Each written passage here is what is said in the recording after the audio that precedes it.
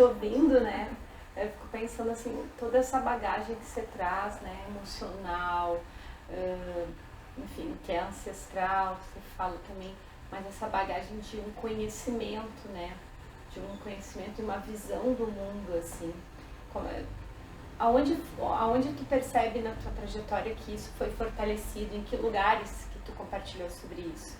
Entende a minha pergunta? Foi fazendo uma vivência em tal lugar, foi conversando com tal pessoa, foi uma formação aqui que eu fiz. Você tem... despertou esse movimento social também, né? Qual foi o caminho para chegar, ou foi muito natural já? Tu mesmo já foi criando os movimentos?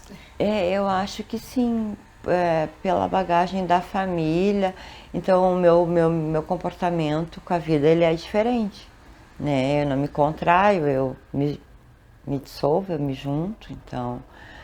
Mas quando eu fiz a minha primeira comunhão, com 14 anos, lá na paróquia, na 45 em Viamão, aí estava acontecendo o plebiscito da dívida externa.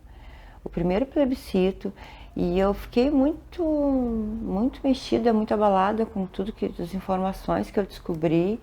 Eu tinha 14 anos e era muita... sabe, descobri que a dívida externa, né, a gente está sempre pagando juros e juros, a dívida interna, os jogadores e outras pessoas, né, podem não pagar, pegar recurso internacional e aí não paga e isso vai somado para a dívida. E aquilo me incomodou muito. E aí depois eu encontrei o Paulo Becker de novo.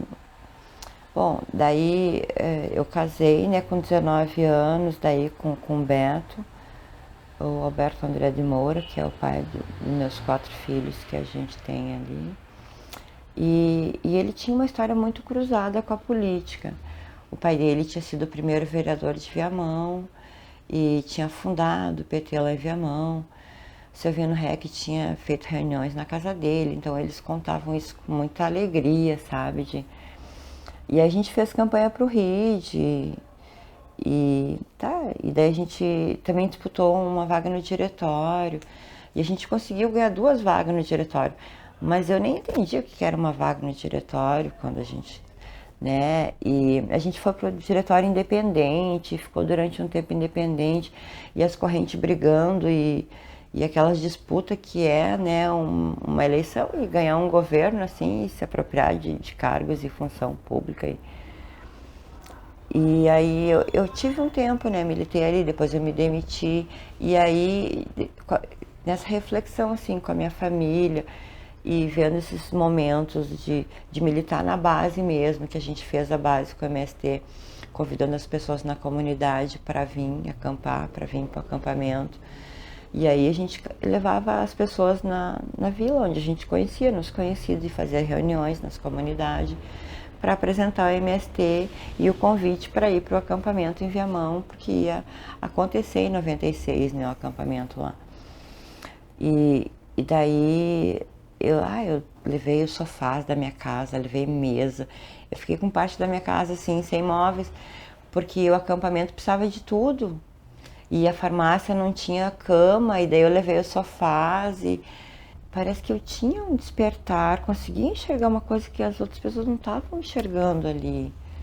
E aí eu me achava, não me achando melhor, mas me achava importante o meu conhecimento e a minha bagagem e até minha coragem às vezes, porque eu tenho medo de algumas coisas, mas não de outras, né? E aí eu fui querendo peitar mesmo, sabe? Aí quando eu vim pra cá, pra casa, eu queria acabar com a exploração dos catadores e essa exploração dos usuários, deles serem escravizados pela droga, sem corrente, sem muro, e estarem presos no cotidiano. Todo dia eles fazem a mesma coisa, eles não fazem nada, eles não comem, eles não tomam banho, eles não descansam, eles não fazem nada. Eles só vão lá, pegam o material, vendem e usam a droga e voltam de novo. E às vezes vendem e não deu tudo, daí o dono do ferro velho dá um pouquinho a mais. Agora alguém vai ter que abrir o portão para ele ali. A chave fica na janela. Porque todo trabalhador vive, né, escravizado do tempo e da rotina. Às vezes não tem, só trabalha. mas aí consome, se alimenta, descansa, compra uma roupa, compra alguma coisa para dentro de casa, diferente dessas pessoas que trabalham, né, com a reciclagem, que estão morando na rua, que estão em situação de rua. Os que trabalham no galpão, assim, têm famílias, muitas mulheres sustentam suas famílias separando, né, na mesa, na esteira, no galpão, assim. Mas eu queria que a casa tivesse e abrisse espaço para essas pessoas terem acesso à cultura e ao conhecimento. E daí a gente fez essa sala aqui, a gente batizou ela como Paulo Freire Presente, né, em 2019, quando foi a homenagem para ele. É porque eu queria morar próximo de onde tinha o pessoal que morava na rua. Antes de vir aqui morar aqui em 2004, eu tinha uma loja no Transurb, a gente tinha parceria no trem, e do lado do restaurante a gente tinha uma loja em exposição e fazia oficina com a estação Educar ali. E aí eu fiquei durante um ano indo de trem, eu pegava aqui na rodoviária, ia até a estação do aeroporto e passava pela Vila dos Papeleiros enquanto era de papel. E tinha muita pena, sabe? E às vezes eu vinha com o meu ex-marido, que era mecânico, por essa rua aqui também, procurar algumas peças que ele comprava para os carros. E daí eu via as casas do outro lado, que, sabe? E aquilo me chocava muito. E daí eu sempre quis fazer alguma coisa cultural para que eles pudessem, para aquelas crianças. E quando a gente foi despejado da Barros Cassal ali, que estava ocupando com a 20 de novembro em 2005, 2006, a gente foi despejado em 20 de novembro, daí eu vim morar no 811. Ali já era uma ocupação chamava Ocupa que Cria, era um espaço anarcopunk que tinha ali. Eu frequentava ali numas atividades cultural e daí o pessoal, a droga tinha entrado para dentro e aí as lideranças não queriam mais, eles queriam passar para um outro movimento e ir embora. O Lampião, inclusive, fazia história, estudava na FAPA ali. E aí eu aceitei o desafio de vir morar no 811 e vim trabalhar com os catadores. E teve várias experiências, né? A gente tive que ir mudando, assim, na questão do próprio trabalho com os catadores, porque eu não vim preparada para desconfiar, eu não vim preparada para pensar mal. E só depois que eu tava o leite derramado ali, que eu acabava, mas a pessoa tá fazendo isso, temos que mudar. E daí eu tinha um centro cultural, mas veio os equipamentos, daí a casa eu recebi debaixo do viaduto da Conceição, veio os equipamentos de uma associação que tinha sido criada, que chamava Novo Cidadão. E Novo Cidadão existiu ali no viaduto da Conceição, acho que durante uns 5 anos ele trabalhou ali. E daí quando se extinguiu, veio para a Casa Rosa, para os 811. A prensa, a balança, que era para organizar os catadores para deixarem de ser mula, de trabalhar com o saco nas costas, e terem a balança e os carrinhos para trabalhar. E daí esses equipamentos estiveram com nós, né, até 2015, quando a gente foi despejado daquele lugar ali. E hoje eles ainda estão no depósito da prefeitura. A prefeitura é fiel depositária dos equipamentos. E a gente ainda não teve um lugar, uma estrutura para acolher eles, porque aqui não passa. Teria que ser, né, uma estrutura muito difícil para levar a prensa lá para trás. Mas é muito distante, assim, a luz no fim do túnel para esses catadores, porque no primeiro lado do balcão eles têm esses donos de ferro velho que não são credenciados, né, na Secretaria do Meio Ambiente, eles são credenciados na SMIC, então não tem uma fiscalização de como é isso e o que é feito, não está ligado a uma fiscalização do meio ambiente. A prefeitura, ela o Estado em si, os departamentos, eles não dialogam entre si, então os catadores estão refém dessas pessoas que não, né, são fiscalizados só a balança, averigua a balança de vez em quando. Mas o preço e valor de tabela e tudo, muitos benefícios que são garantidos pela lei nacional de resíduos sólidos, a gente não acessa, né? O crédito carbono que tu teria que receber, a gente não vê.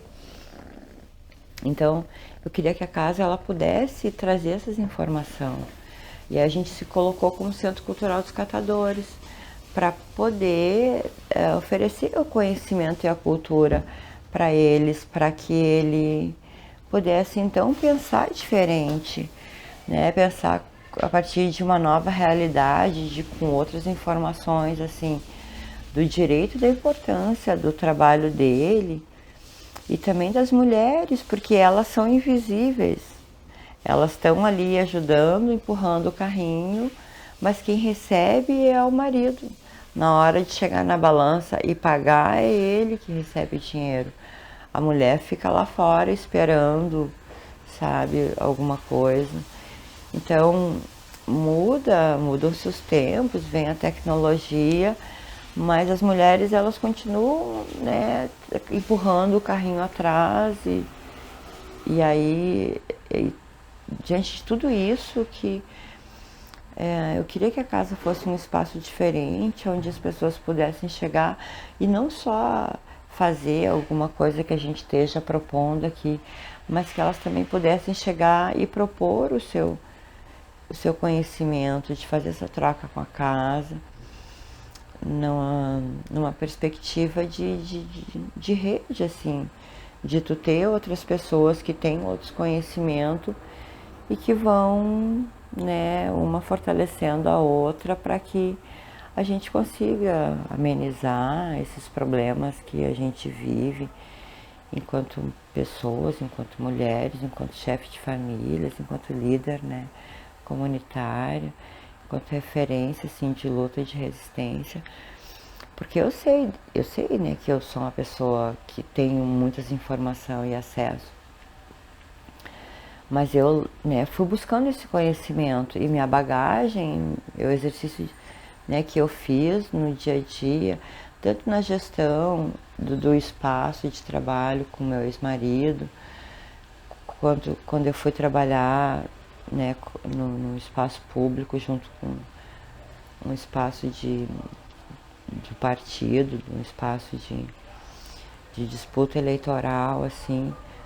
São conhecimentos e direito e acessos que estão, né, no meu saber e que eu achava importante outras pessoas também, eu poder passar esse conhecimento aqui na casa, em roda de conversa, de alguma forma, né, poder tirar dúvidas de algumas coisas.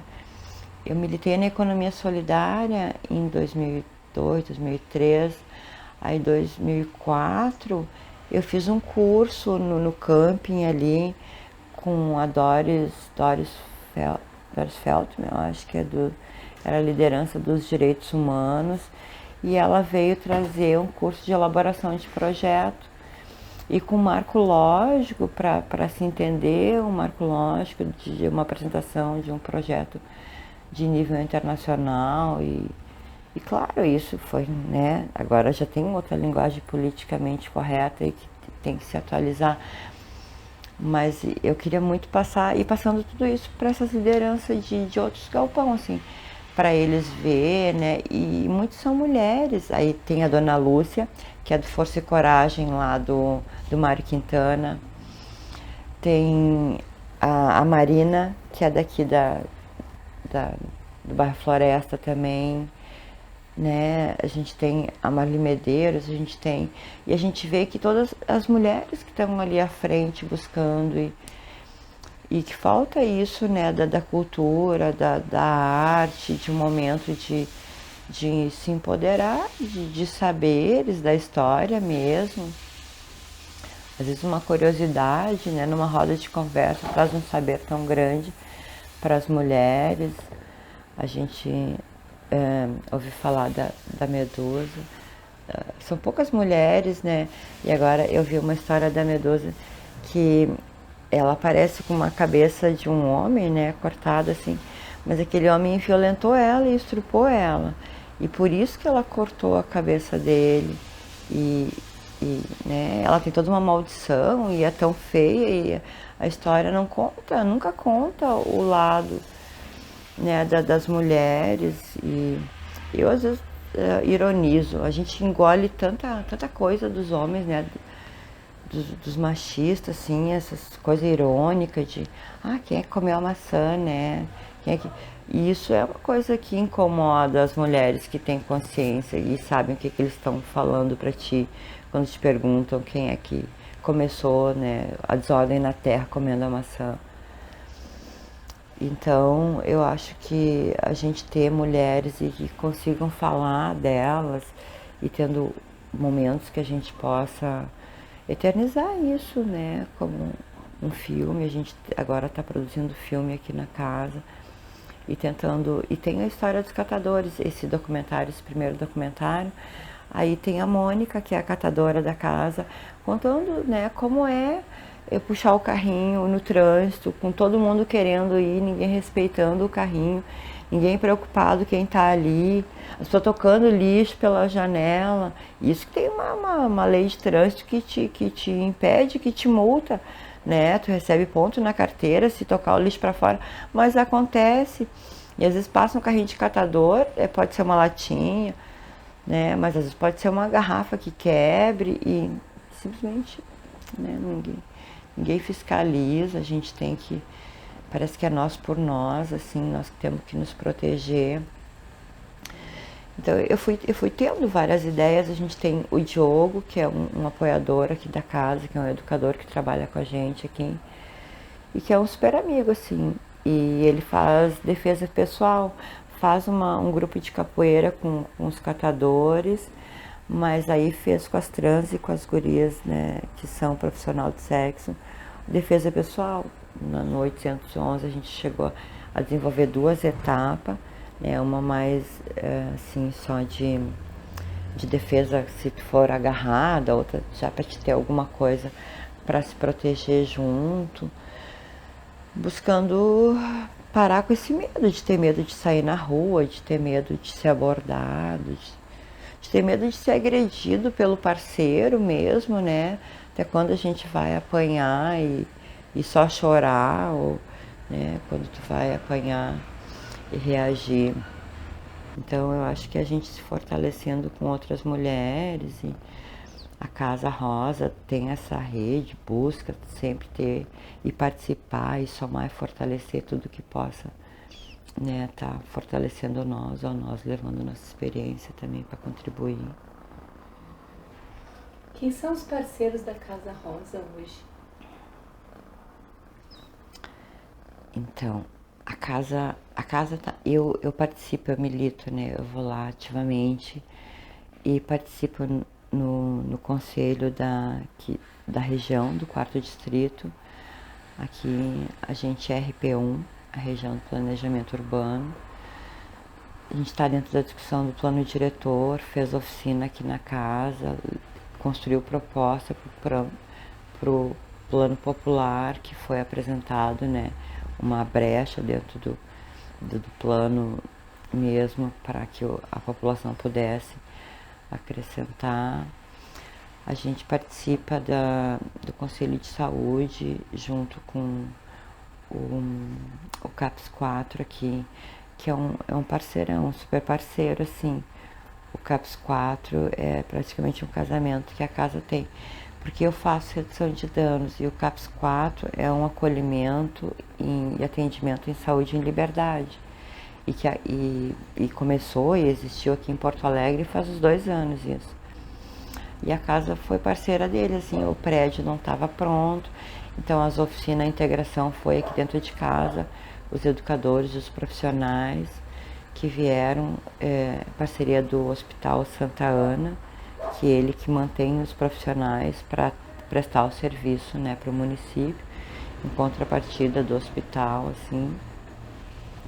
mas é um super parceiro que a gente desenvolve atividade lá e as pessoas que chegam buscando uma ajuda que eu não estava preparada para ter antes, né? Porque antes a pessoa chegava me pedindo ajuda e queria morar e dizer que não tinha onde ficar, e eu deixava ela tocar o cachimbo dela pra rua e dizer, não tem mais nada aí pra botar fora, tá? E ela botava fora, mas não era o suficiente, e eu não sabia, eu aprendi depois, né, que não era o suficiente.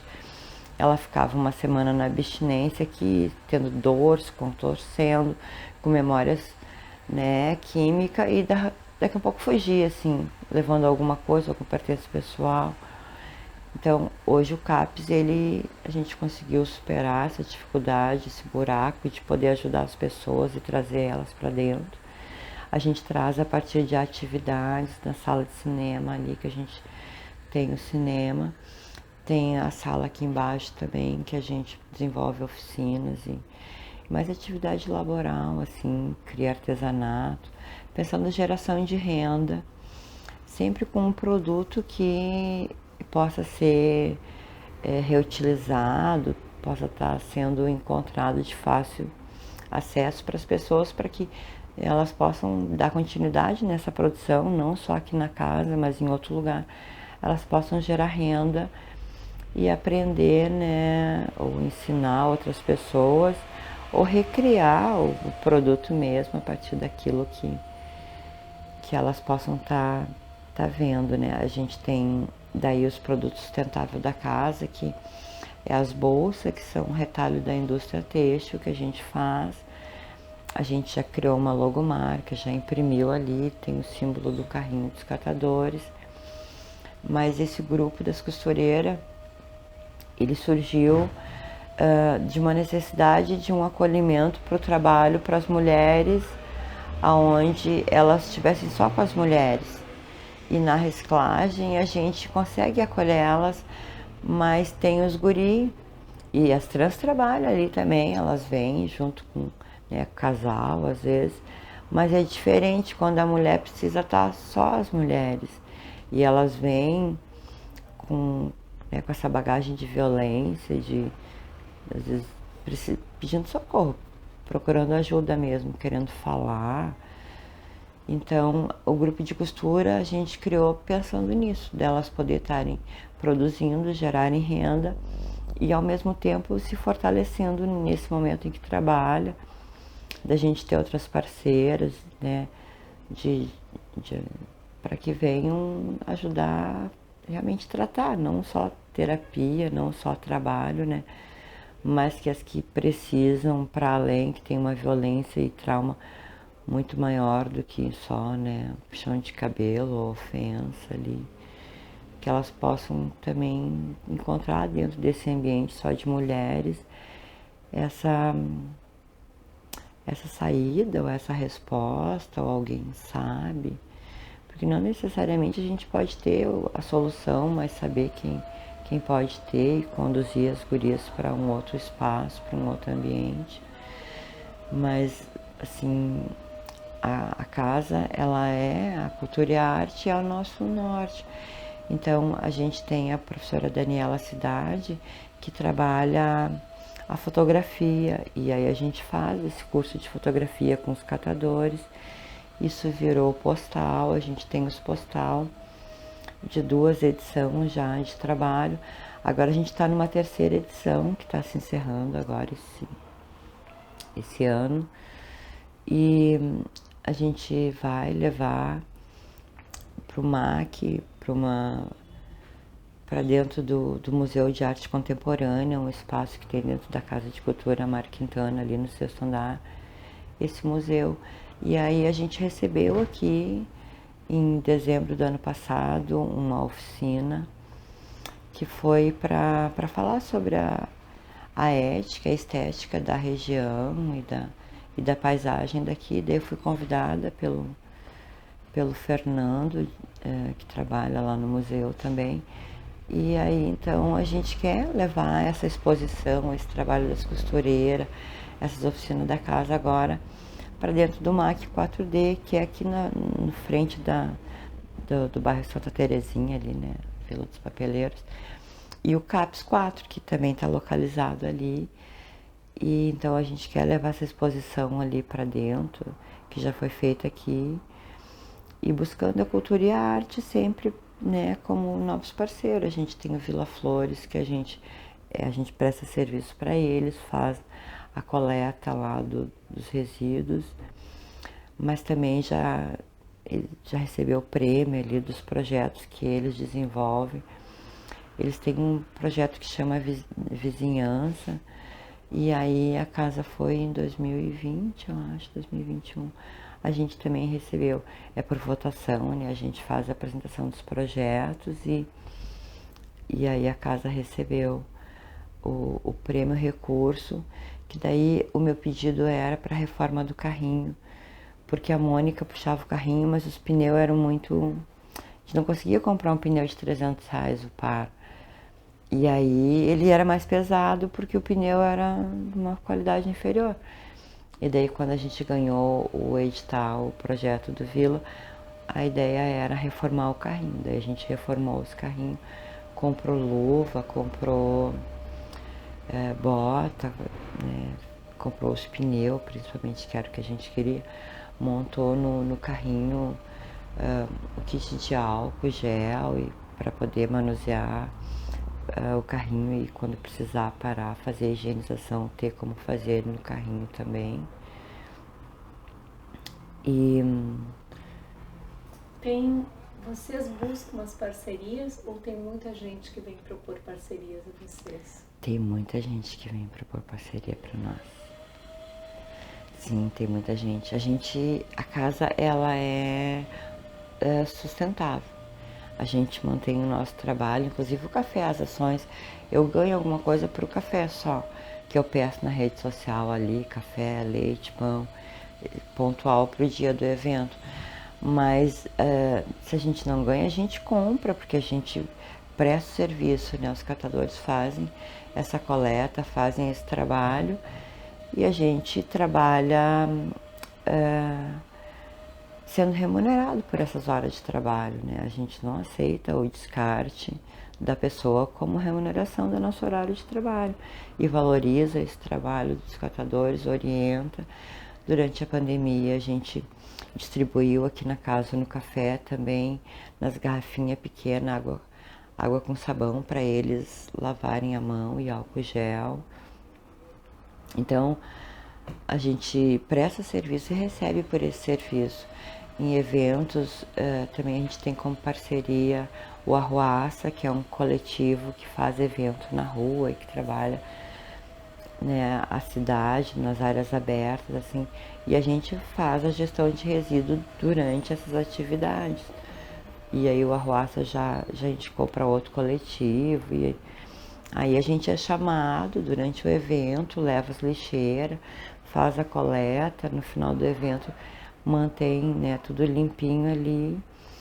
E isso é um trabalho que a casa faz, a reciclagem Casa Rosa faz. E o DMLU, né, tem também uma taxa lá de R$1.000 para esses eventos na rua, para cima de 500 pessoas, né? Tem que ter essa licença e essa manutenção no espaço público. Então a gente se organizou e está prestando esse serviço, e os outros galpão não tem, né? Hoje a gente recebeu também da Renaps, uma empresa. As gurias vieram aqui essa semana trazer papel branco, e eles trabalham com jovens, a inserção de jovens em estado de vulnerabilidade para o mercado de trabalho. E vieram nos trazer doação de papel, de arquivo morto que eles têm lá. Então isso vai virar renda, né? Essa semana vai virar renda, e é o que vai pagar a nossa luz ali, que a gente paga R$250 de luz. Tem a internet, a gente tem Wi-Fi aqui, que a gente também paga o Wi-Fi.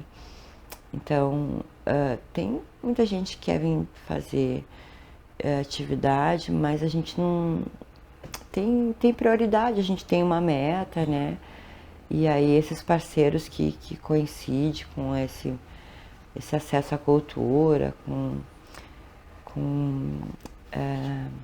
o empoderamento das pessoas, né? Não, Não, não que a gente não ache necessária o aparelho do Estado e os partidos políticos, mas acho que a cidadania, o exercício da cidadania, ele está para além disso.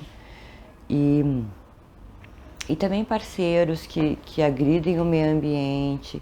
Né? A gente tem uma consciência ecológica e tem uma responsabilidade e milita dentro da economia solidária.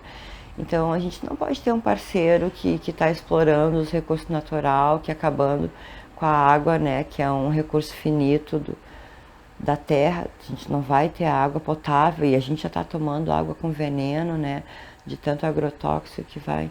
Então a gente não vai aceitar um parceiro que deprede a natureza, mas que ele queira nos dar o projeto elétrico que a gente ainda está precisando e que falaram em 30, 40 mil para nós. A gente está com uma vaquinha, a gente está com os produtos sustentáveis, a gente está buscando, né, nessa legalidade de avançar para a cara jurídica da instituição, do coletivo, assim, porque eu represento um coletivo, a gente tem várias pessoas que estão aqui dentro e que ajudam e que dão suporte, quando eu chamo elas socorrem, quando eu digo, olha, esse mês não deu, né, o recurso, a gente precisa de uma vaquinha para poder pagar a luz e as pessoas fazem um pix ali e a gente consegue estar, né, com as contas em dias.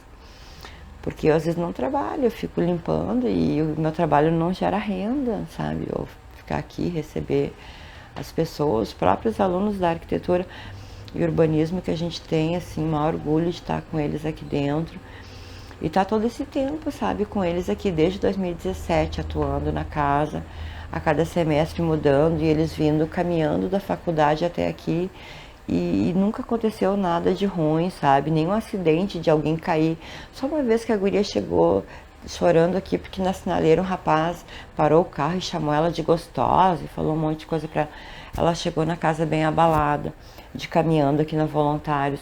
É que a Voluntários tem muita, né, uma área esquecida, assim, apesar de ser o coração da cidade, a entrada, só tem os catadores, esses ferro velho e o tráfico de droga que acontece debaixo do viaduto e aqui na rua. Então, as gurias, as mulheres que andam, elas são abordadas de uma forma estranha. Eu mesma, às vezes, venho a pé caminhando, vou com o caminhão até a Guarize, ali onde eu vendo papel, e volto a pé, ou volto de bicicleta, e sou abordada por carros na rua. Mesmo que eu não esteja com degote, que eu não esteja maquiada, que eu não esteja, eles me param e me pressionam. E às vezes dá medo, eu já fiquei com medo, porque ele me abordou na Voluntários, daí eu fui para Farrapos e vim pela Farrapos e atravessei aqui e vim. E quando eu cheguei na frente da minha casa, ele estava fazendo a volta e passando de carro na frente da minha casa ali. E aí dá medo, né? A gente fica com medo de circular. Então, a Casa Rosa, a gente está situado aqui no bairro Floresta, aqui em Porto Alegre, no 4º distrito, né? E a nossa casa é um espaço centenário pela arquitetura e construção. A gente vem desde 2017 restaurando ela e descobrindo o interior, a pintura original da casa, os desenhos que vem aparecendo de borboletas, de pinturas na parede. E a gente vem transformando com esse nosso olhar. Então aqui na sala a gente tem na frente, na primeira sala, onde tem acesso e tem a janela grande, a sacada para a rua, as pinturas pro lado de dentro da parede, dos catadores trabalhando com seus carrinhos. E são imagens feitas por um venezuelano, Edgar, que esteve aqui acolhido na casa. E muito da transformação artística, né, que a gente vem fazendo e vem colocando em mosaico, em forma de borboletas também, de flores e cerâmica. Acredito que é um espaço que está sendo construída a muitas mãos, assim, além da própria casa. Ela, né, já está, porque a gente chegou aqui, ela estava abandonada aqui, né, na cidade, estava atirada quando a gente veio ocupar e morar aqui. Mas hoje ela é uma referência dessa reciclagem, assim, né, de tu ter uma coisa e poder recriar, cocriar. E a gente criou esse espaço do Centro Cultural dos Catadores, com acesso à tecnologia. Daí a gente tem um espaço de alfabetização digital, que é ali junto com a sala Paulo Freire presente, onde a gente quer que eles tenham acesso a esse conhecimento de novas tecnologias e que possam se integrar, né, nesse mercado desse novo período, mas também com todo o cuidado de cuidar da natureza, do que tu está consumindo, para que tu está comprando, se tu precisa comprar, né, e de quem que tu está comprando, para onde vai o teu dinheiro, a quem fortalece o teu dinheiro que tu trabalha, né, que é suado. Tu tá comprando saúde, tá te alimentando com saúde, ou tá comprando droga, né, para tomar. Porque eu tive na minha família mesmo, meu filho Leonardo, ele tomava demais refrigerante e ele entupiu a glândula salivar. E aí o otorrino nem nunca tinha visto, ele viu só nos livros aquilo. Foi a primeira vez que ele viu uma pessoa com a glândula salivar entupida e ele disse que foi de tanto ele tomar refri. O guri não tomava água, só tomava refri. Então, né, da gente despertar e a casa ser esse, né, esse projeto que propõe outras reflexões, assim, da onde a gente está e para onde a gente quer chegar, mas acima de tudo com quem a gente está, né, quem são esses aliados que a gente está propondo. Então a casa está aqui como centro cultural, mas trazendo o protagonismo para esses catadores e trazendo esse saber, né, de vida e de história de cada um para dentro desses espaços também, como troca, para que eles tragam isso e que seja um espaço de troca, né? Porque eu acho muito importante a gente estar aberto para receber sempre, né? A gente nunca vai estar pronto, sabendo tudo, então a pessoa que pode te ensinar, ela pode não estar, né, dentro de uma universidade, de um espaço engessado, tu pode aprender a qualquer momento. Então, quando a gente está preparado para isso e valorizando o que o outro está dizendo, a gente consegue evoluir junto, assim, aprendendo enquanto ensina. A gente não precisa só aprender quando aprende, a gente pode aprender e ensinar. Então, a gente tem uma metodologia freiriana e trabalha, né, à luz de Paulo Freire aqui, fazendo e avaliando e pensando junto. Então, eu acho que isso é importante para casa e as pessoas poderem ver que a gente faz e refaz e constrói. E aí, então, a gente às vezes tem que não querer umas parcerias ou receber, eu recebo e peço, não, mas tu não pode usar nossas imagens junto com o teu projeto, a gente não pode, não quer. Porque tem coisas que a gente não quer mesmo, né? E faz festa, e eu sou ativista do movimento hip hop também, mas a gente faz redução de danos, então nossas festas não tem álcool, nossas festas, sabe? A nossa parceria, a gente jamais vai ter um parceiro que vá botar uma propaganda de cerveja ou de álcool num trabalho da casa ou alguma coisa, porque vai né, contra aquilo que a gente está fazendo e que está pregando aqui. Então, acho que você falou do hip hop, né? Existe também a ideia da rádio da Casa Rosa, né? Como é que é essa relação do hip hop? Existe da rádio da Casa Rosa? Deixa eu falar um pouquinho para nós disso. Claro. Sim, a gente... eu participo desde 2005, né? O movimento hip hop. Ajudei a construir a nação hip hop ali na Assembleia Legislativa. e morava em Viamão ainda quando a gente atuou.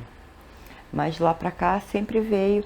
E aí com a Casa Rosa começou em 2007.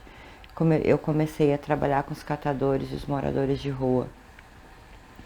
E aí eu criei essa rádio interna que era para mim poder deixar o computador onde eu tinha acesso ao Wi-Fi e conseguia pegar as coisas na internet e aí botar o som saindo lá embaixo onde eles estavam e que não tinham acesso ao Wi-Fi. Aí a gente criou essa rádio interna. Depois a gente criou a rádio web para poder levar um pouco das atividades, dos depoimentos das pessoas que circulavam para casa, para dentro dessa rede e poder abrir mais isso. Mas às vezes falta conhecimento, eu acho, né, para a gente fazer tudo. E a gente agora está com um grupo atuando com a professora Daniela e com outras bolsistas para ajudar a gente a produzir, né, esses áudios, e ter esse material mais editado, porque eu tenho muitas coisas, mas essa boneca que tem aqui pintada, essa nega, ela foi feita pela Minda Marley, aqui tá esse trabalho dela, né, da Minda. Deixa eu ver se sai. E a Minda, ela pintava, isso aqui era a alma de quem usa crack. Ela diz que não tem corno, né? Aquele quadro ali também é uma imagem que ela mostra isso. E a gente é amiga desde a outra casa, assim, desde que eu morava em Viamão, né? E a Minda faleceu há uns 2 anos, mas ela era MC, ela dançava também, e ela teve uma história trágica em Alvorada, que era de uma mãe que amarrava um menino com corrente em casa para ele não usar droga. E isso virou manchete, né, no mundo todo. E aí eles fizeram um filme, um documentário, e a Minda fez o papel dessa mãe e foi premiada em Gramado com Kikito, com esse filme, né, A Maldição da Pedra. E daí o movimento hip hop, ele é um movimento que resgata, que na letra da música, ele tem um depoimento de vida, sabe? Já participei de palestra, o Eduardo Tadeu teve aqui no Iberê Camargo, a gente foi ali ouvir ele, e são pessoas comprometidas com uma causa, consigo mesmo, que se resgatam. Primeiro todos foram resgatados, né, pelo hip hop, pela música, pela cultura, pela arte, e que consegue ir passando isso a partir da música e dessa oralidade, né, que é feito, às vezes nem é na rádio, mas alguém que gosta, numa roda, numa batalha de rap que acontece pela cidade, essa mensagem é passada de novo. Então, para mim é muito importante. E a gente viu a história, a gente sabe de fatos a partir das letras de música, né, que a gente ouviu, e livros que ficaram, assim, porque nem tudo que a gente aprendeu e que a nossa verdadeira história, né, veio só nos livros, assim. Acredito que a música, ela tem muito disso. E o hip hop, então, é uma vertente e que está se abrindo para a questão do feminino também. A gente tem mulheres que cantam junto, né? E que estão ali, mas cantam juntos, né? Hoje não, hoje elas já são uma figura, né? Uma referência que a gente tinha era a Dina Dick. E daí tu vê, todos têm uma trajetória de muito sofrimento né, e punição do Estado e reclusão da sua liberdade. Então eu acho que a música e a arte, ela faz isso de uma forma muito simples. A gente tem uma caixa que está aqui, inclusive. Essa caixa eu ganhei do Cláudio Carvalho, que me deu, e que ela veio de de Esteio. Ela começou com fazer as batalhas lá em Esteio. E a gente tá junto nessa rede com a casa de hip hop de Esteio também. a gente doou algumas madeiras desse piso preto para eles fazerem a sala dos b-boy lá, que tem uma sala dos b-boy, né? E aí esse tablado preto a gente que doou. Então, fortalecendo essa rede, nesse intuito de que esse Estado não nos representa, não nos contempla, né? Esse jeito que tá. Agora a gente tá com uma nova perspectiva para 2023, né? Depois desses anos de golpe, massacre aí, mas acreditando que é a cultura e a arte que vai fazer a transformação. E o hip hop ele vai ser porque a revolução ela é pela informação, ela é pelo conhecimento, né? E o microfone ele é a ferramenta do movimento que canta, que fala. Eu gosto de muitas artistas, né?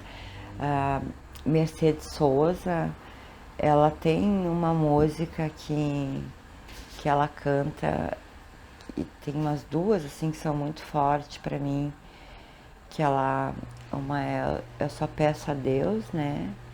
Que daí ela canta: eu só peço a Deus que a injustiça não me seja indiferente. E então essa é muito forte para mim, muito forte essa música da Mercedes Sosa. Eu gosto muito, escuto muito Mercedes Sosa também. E tem muitas outras, né? Depois dessa eu fui descobrindo outras que ela tem. Mas as gurias do hip hop também. E aí tem a Cris do CNJ, que, claro, a Dinadi ela cantou e ela empoderou as mulheres, e ela fez as mulheres se enxergarem como mulher e não aceitarem mais como objeto sexual. E tem muito, né, nas letras da Dinadi.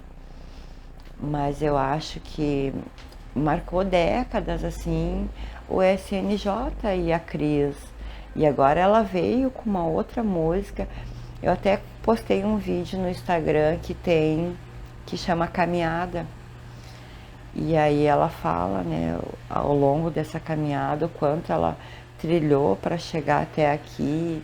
E só ela sabe, né, o quanto ela sofreu, o quanto ela chorou para chegar nesse ponto, e o filho dela, ela cuidar. Então, acho que mexe essa música da Cris, a Caminhada. Ela fala, e daí ela fala que enquanto não estiver bom para todo mundo, não tá bom para ninguém. A gente vai continuar buscando.